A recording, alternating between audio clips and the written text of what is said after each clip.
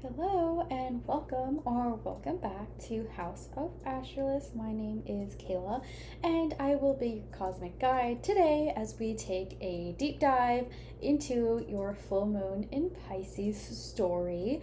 There's a lot to it, and of course, as this is a collective reading, please only take what resonates and leave the rest behind. And I trust that this message finds you at the perfect time for your highest and best good. I, of course, will start out with reading from this Ritual Planner workbook, and they're not sponsored. I've said it many times before, I really like having this to just give a snapshot, even for those of us who may not really be super into astrology, or maybe you're just learning, and I find that this is a great way to kind of get into that. So I will also be talking a little bit about astrology, and I'll put timestamps down below if that's not your thing. But this full moon in Pisces will be accompanied by a eclipse, and this eclipse storyline is very important, and it'll take us back to last September when it happened. So if you're interested in knowing more about that, I will talk about it. And of course, if any of this resonates, please feel free to like, comment, share, subscribe. Any feedback or interaction on the channel really does help, so thank you in advance for doing that. As you can see here, the full moon in Pisces is happening on September 7th. This will be around between 11 and 12 11 a.m. and 12 p.m. on the 7th for me, Pacific time. On this day, we will experience a total full moon lunar eclipse in Pisces, a powerful culmination point in an ongoing Virgo Pisces eclipse cycle that began in late 2024, again, September. Eclipses are celestial catalysts shaking up the areas of life ruled by the signs that they fall in. While solar eclipses usher in bold beginnings, lunar eclipses often bring dramatic endings, revelations, or emotional turning points. A total lunar eclipse amplifies these effects, pulling us into deep reflection and forcing us to let go of what no longer serves. The veil thins, truths come to light, and we're given the cosmic nudge to move forward without what's been holding us back. Pisces, the last sign of the zodiac, governs dreams, spirituality, intuition, compassion, and the unseen realms. When the moon is eclipsed in the sign, it can feel like a wave of emotion is washing over us, softening boundaries, awakening empathy, and dissolving illusions. But this is not a passive moment. The eclipse challenges us to confront where we've been escaping rather than engaging. It's a wake-up call to release emotional baggage, outdated beliefs, or patterns of martyrdom and avoidance. For some, this eclipse may bring the climax of a creative, spiritual, or healing journey that began months ago. For others, it may be the push needed to surrender control and trust the flow of life. This eclipse will be felt most by those with strong placements in Pisces, Virgo, Gemini, and Sagittarius, especially near the 15 to 25 degree range. Pisces and Virgo in particular are at the heart of this eclipse cycle, which asks us to find balance between the sacred and the mundane, the mystical and the practical. Virgo helps us organize, plan, and purify, while Pisces invites us to feel, forgive, and transcend. Over the course of this nodal transit, we're learning to ground our dreams in reality, neither getting lost in fantasy nor trapped in perfectionism. As we navigate the Virgo-Pisces axis, we're collectively moving toward a new understanding of service, intuition, and healing. This total lunar eclipse may highlight where we've been too focused on fixing or controlling, and where we've neglected the importance of rest, trust, and surrender. Emotions may run high, and clarity may come through dreams, spiritual practice, or sudden insight. The best way to honor this eclipse? Let go. Grieve what's ending and open your heart to what's quietly waiting to begin, just beyond the edge of what you can see. This full moon might feel a little more intense than usual, and with eclipses, you typically feel them about a week before and a week after, and then on the 21st, 22nd, one of those days, we have I can tell you right now, actually. On the 21st, we have the new moon in Virgo. So with that, it's feeling that eclipse, that solar eclipse, a week before and a week after. So it's kind of like no breaks this month. But yeah, things might feel a little crazy, a little hectic, but just know that it's for your highest and best good, kind of like the Tower. If you are already familiar with that in the tarot, the Tower comes to shake things up, to clear out anything that is blocking you from creating a better foundation, a better life, etc. So this eclipse season is really having us focus on how to better ourselves, let go of what we're avoiding, let go of control. And honestly, I've already been working through some of these themes this year leading up, and yeah, it's tough. It's not always super easy, but once you really do let that control go, it is freeing. So to get into the astrology a little bit, in normal new and full moon cycles, you really just go off of one house. So let's just pretend that this was a regular new moon in Pisces. We would go off the house that your Pisces is in your natal chart, in your birth chart. And in that house, you will see themes being illuminated, and with full moons, it's typically about letting go, endings there, so kind of picking up the trash, so to speak, in that theme. In the eclipses, because it's the Virgo and Pisces axis, they're both working together, so both of those themes of those houses in your chart will be amplified, working together essentially, or like they go hand in hand.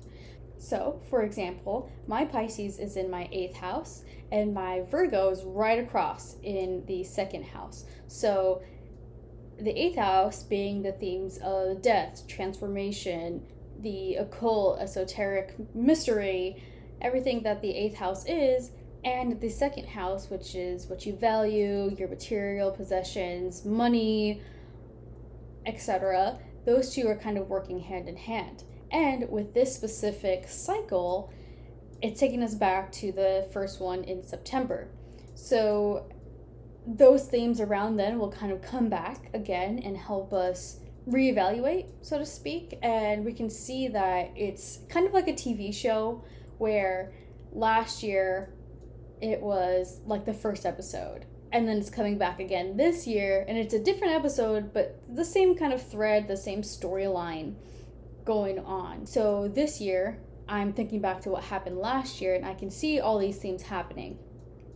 And I'm like, okay, that makes sense. And it's also making sense about what's happening for me personally now, but like I said, it's a different flavor. Same themes, just something different. So it's not going to be the exact same things every time. And we also had a eclipse on this Pisces and Virgo axis back in March. So themes from March are coming up again this month as well because of the eclipse that we're having at the end of the month with the solar eclipse. So it's helpful to maybe remember back what was happening around then. And again, it doesn't have to be the same exact day, but those themes were definitely showing up. So think back, and if it helps you, maybe write them down and kind of see how things are matching up, because this story isn't over. It's going to end 2026, 2027. So if you take notes about what's going on now and what happens, you can kind of see what's going to happen when the final eclipses in Pisces and Virgo happen. And it'll give you a chance to see the themes, and really track how, holy crap, this actually did show up for me. And yeah.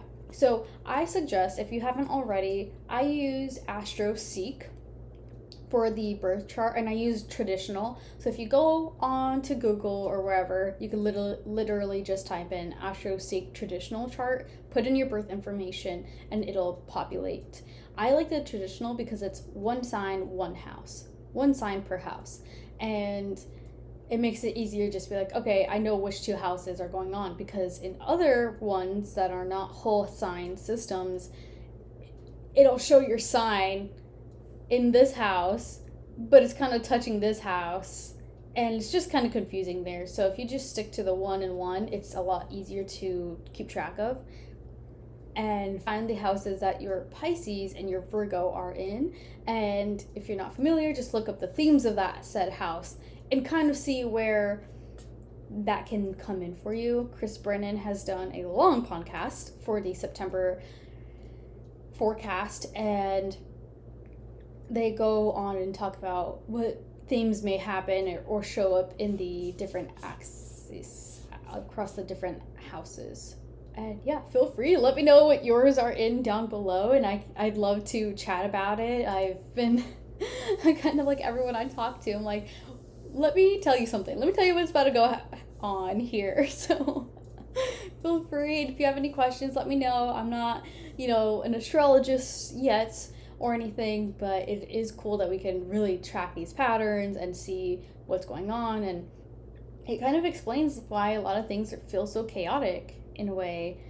But as far as I know, the astrology after September is supposed to be a little lighter and not so heavy like the rest of the year. So we'll get a little bit of a break until, I don't know what's happening in January yet, but I know February lots of signs are moving again. So yeah, we have something to look forward to. But I highly recommend taking notes now, seeing what's going to happen, and so forth. So, are you ready to get into your reading? I brought out all the cards because I wanted this to be as helpful as possible, and I feel like we have more guidance. Before we get started with the tarot, I have some of the theme cards that I wanted to bring up first. The first one being, number 1, Universal Consciousness. You have merged in pure alignment with the universe. You are connected to everything. And I just got drawn to this eye. It's like waking up to what's going on. Like we were just talking about with your personal life, and waking up to the things that need to change so that you can ascend up. Ascend and get to where you want to be, essentially. And 2 cards, we have 8, Crossing, and 25, Freedom. You're crossing into another, I don't want to say reality, but like another way of being, another way of life. And that comes with the awakenings and the realizations of, oh crap, this isn't working for me like I thought. I need to pivot, and I really need to make the changes that will help me get to where I want to go. And when you finally realize that, it's the freedom and letting go of the control of how it's supposed to look, how it's supposed to be. As I was saying earlier, once you really let go, you allow yourself to experience a freedom that you were wanting so much, that you were trying to control, but that wasn't helping you. And this looks like the full moon back here, illuminating that. Maybe you're breaking free from something, and that allows you to cross into another way of life, way of being, thought process even. And at the bottom of this deck, we did have number 20, Surfacing. And I'm getting just drawn to the emotion, the Piscean themes coming up about maybe this would be very emotional for you, but you gotta let yourself experience this so that you can overcome them. Because if you just keep avoiding and avoiding, that's not going to help you. So it's really just like allowing yourself to experience that and still coming back up afterwards for air, because you've made it. You don't have to suppress it anymore. And for the numerology for this month, we got 63, Parenting. And this one always talks about how you can parent yourself. How can you make those good choices that'll help you get to where you can be, right? The ascension or crossing and the freedom. If you're not having good habits for your life, then that really affects everything else. So making sure to parent yourself and tell yourself what you never heard, essentially.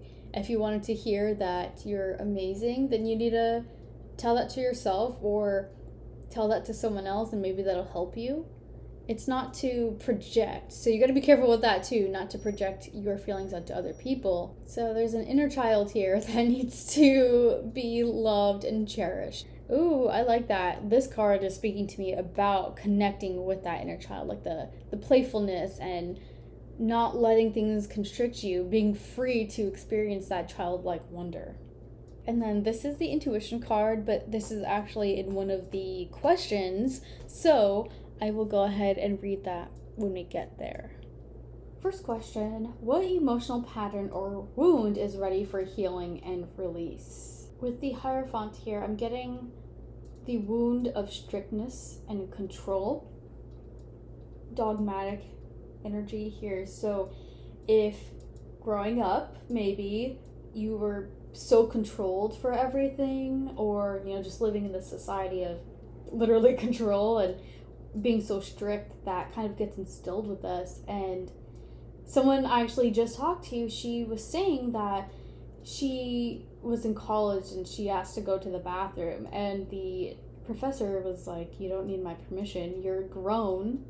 Why are you asking me? You can go ahead and do that." So I'm really seeing that here as well with the Hierophant, of realizing that you have permission to live the life that you want. You have permission to grow and expand.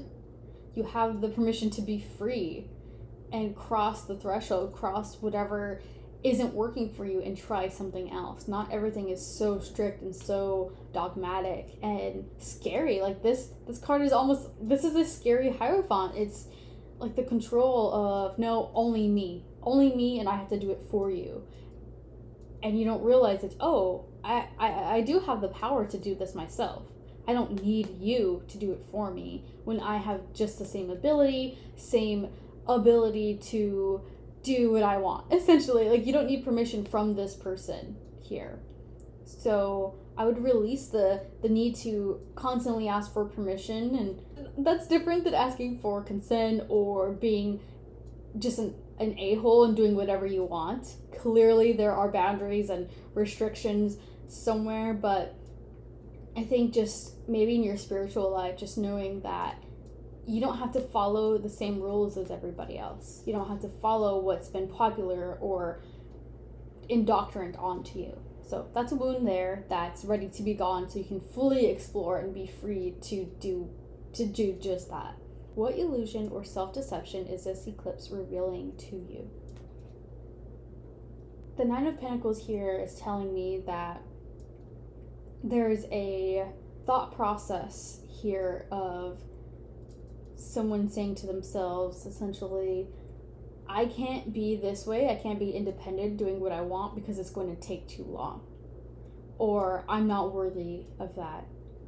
So with self-deception, you're lying to yourself. You're not letting the freedom to come to you. You're not allowing yourself to do this. It could be because of the restrictions placed on you. You think you're not that kind of person who can do this, right? You're not the kind of person who just is able to have the world to yourself, essentially, the freedom that you desire. So I think reframing that for yourself and learning that you are someone who is capable of your free will, your choice, and the ability to achieve whatever you please, whatever you put your mind to, even if it takes forever. Don't worry about time. Don't make time the focus point and the slow growth stop you. I think that's self-deception. That time is going to get here, so if when it does, are you going to be happy with where you're at? What spiritual gift or intuitive ability is awakening within you now? I'm getting a couple of things with this Five of Swords. Almost literally with the swords, I'm feeling prickly, maybe some physical sensations here. And because the swords are thoughts, maybe it's like hearing, so clairaudience.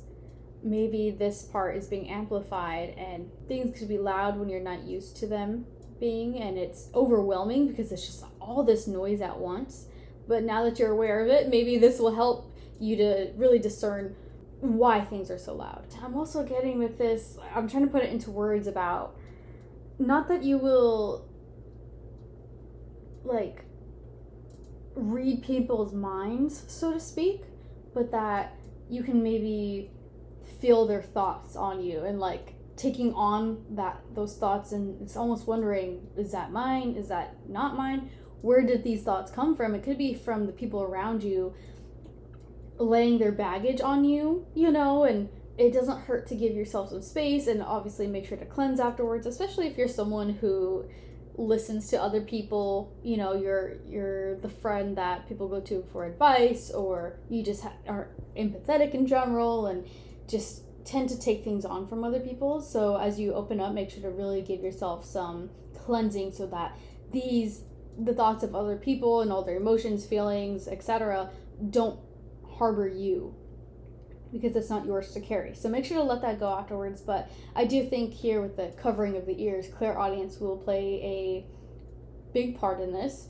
So I was saying sensing, so that's clairsentience, that's feeling, clairaudience is clear hearing, and then kind of maybe being overloaded because you are sensitive in the sense that you are open to the world around you, and these kind of just stick a little bit. So make sure to do some good cleansing, and maybe you'll just have more I don't know what the exact word is, but you know when you're thinking or saying something and then someone around you is like, oh my gosh, I was just thinking that.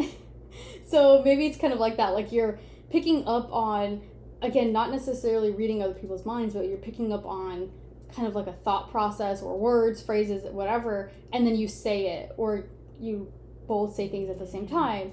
I was just thinking that too. Lots of that. So keep an eye out. And it doesn't hurt to keep track of that either, because the more you keep track and the more you are aware of when things happen to you that are psychic experiences, that are intuitive, synchronistic, the more they tend to happen. And the Awaken Your Intuition card says 18, respect guidance dreams. Sleep can be a time of mystical awakening. Not all dreams convey intuitive messages, but drawing this card indicates you're currently receiving some interesting sixth sense guidance between the sheets. When you wake up, quickly record the vivid, memorable nuances of your nocturnal adventures. Discern which of your nightly dreams deserve your waking attention. So discernment, and pay attention to your dreams. Write them down, especially now in this eclipse season. I didn't touch on it, but for me, I'm realizing that I've been having some dreams, some patterns since like every eclipse that's happened since last year, so September and March, and they're happening again, so it's making a lot of sense, and I'm tracing this pattern, and I wouldn't be able to do that if I never wrote my dreams down. How can you surrender more fully to the flow of transformation? With the Justice here, I'm getting drawn to that inner child we were talking about with the parenting card here, and interestingly, usually in other Justice cards, the Justice will have blindfolds on, but here the child does.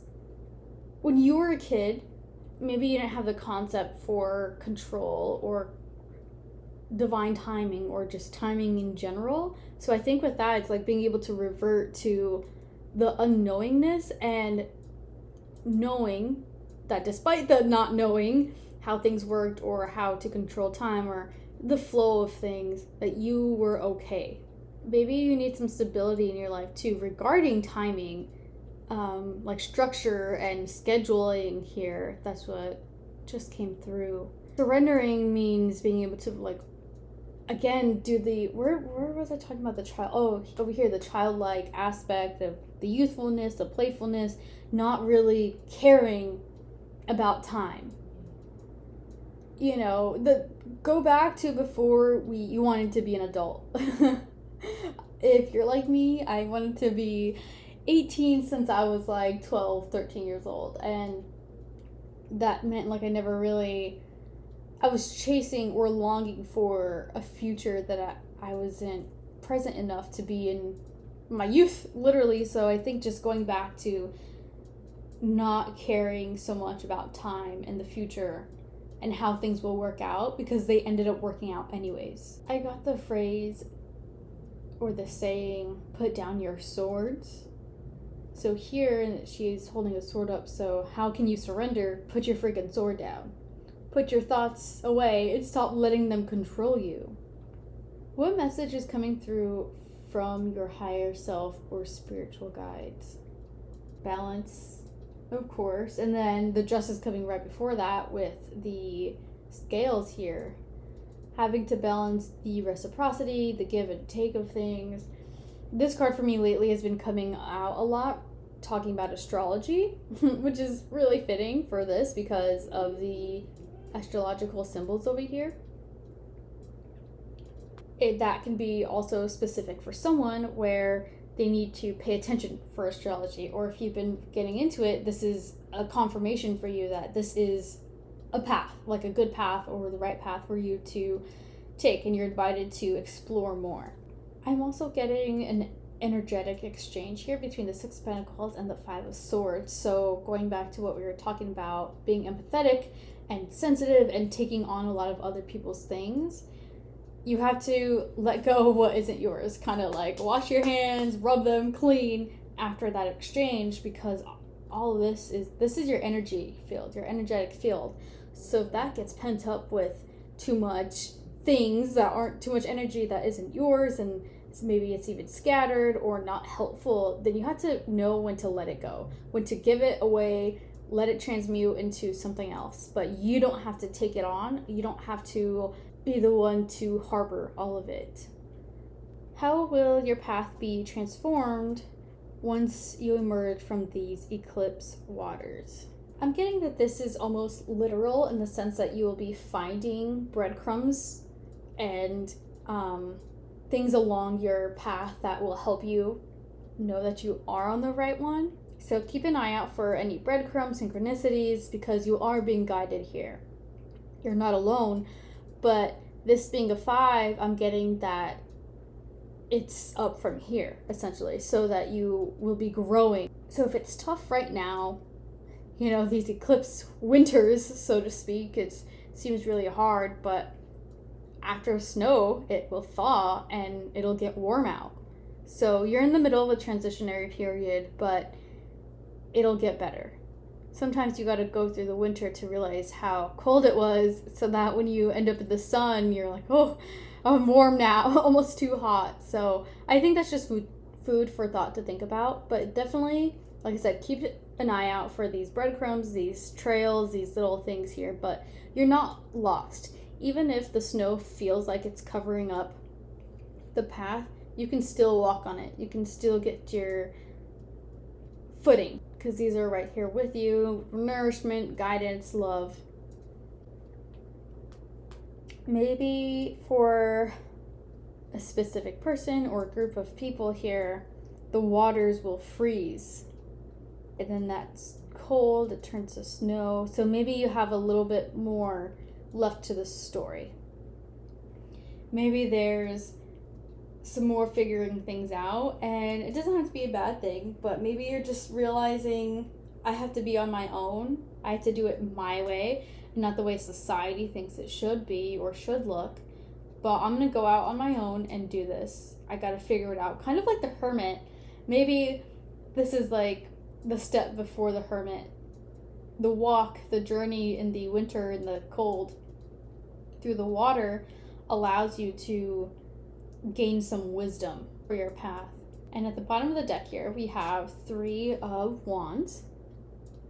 So this is realizing that there are plans that can be done. So kind of going for it now. It's your chance to go. And I just kind of love the imagery of the water, the winter here, and then we got fire and water. And of course earth, because they're there, but